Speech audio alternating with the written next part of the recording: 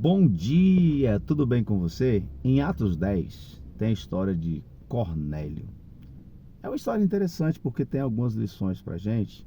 Eu queria falar aqui pelo menos duas delas ou três, porque a vida de Cornélio é interessante. Ele era um centurião romano, um homem que orava, que jejuava, que dava esmolas. E certa feita ele está orando e um anjo aparece para ele. Cornélio, as suas orações, elas foram feitas como as suas esmolas, na verdade. Elas são um memorial diante de Deus. Agora, vai lá em Jope, vai na casa de Simão Curtidor, lá tem um homem chamado Pedro, manda chamá-lo. Ele vai dizer para você tudo que você precisa saber. Em contrapartida, lá em Jope, Pedro está no terraço orando também. E Deus dá uma visão para Pedro, um lençol cheio de animais impuros, e uma voz fala para ele: Pedro, mata e come. Pedro, de maneira nenhuma, Senhor, nunca coloquei nada impuro na minha boca. E aquela voz então fala para ele: olha, não considere impuro aquilo que Deus purificou. E Pedro fica sem saber o que seria aquela visão.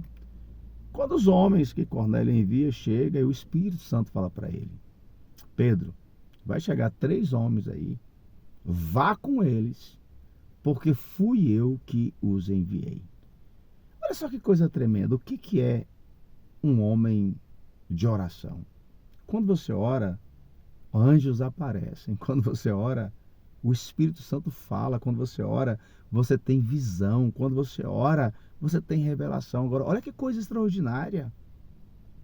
Deus dá a visão para Pedro e dá também a interpretação. Enquanto Cornélio está orando, o anjo aparece. Agora, aqui na vida de Cornélio, eu quero chamar a atenção para você para 2 fatos importantes e interessantes. Primeiro, Cornélio era um homem justo, temente a Deus. Orava, jejuava, dava esmolas, mas não estava salvo. Não era salvo. Não conhecia Jesus. Olha só. Você pode ser uma pessoa temente, justa, fazer coisas religiosas e, no entanto, não estar salvo.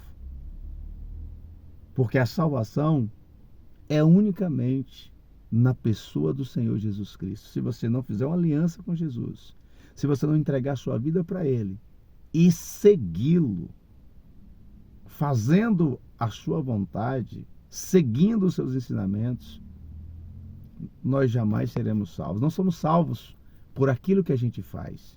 Nós somos salvos por tudo aquilo que Ele fez na cruz do Calvário. Agora que interessante, o anjo aparece para ele. Não seria mais fácil o anjo chegar e falar: Cornélio, olha, as suas esmolas são um memorial diante de Deus. Ou seja, Deus atentou para as suas obras, Deus viu o seu esforço. Sabe o que você tem que fazer, Cornélio? Você precisa fazer uma aliança com Jesus. Olha só, por que o anjo não faz isso?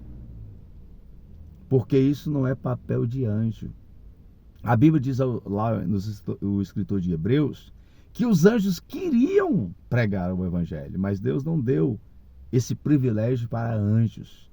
Deus deu para mim e Deus deu para você.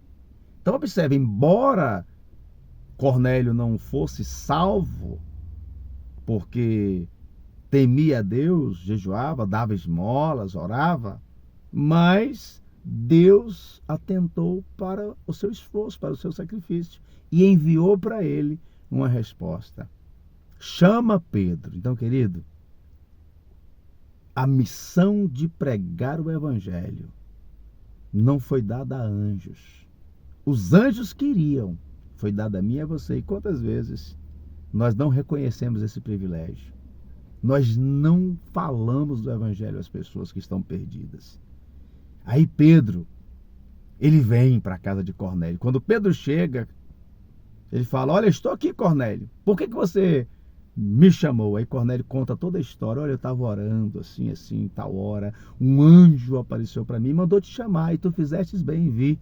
Estamos todos aqui para ouvir tudo que o Senhor te mandar. Olha que coisa extraordinária. Como é lindo um coração desejoso por Deus, né? Quantas pessoas hoje querem ouvir o que elas querem?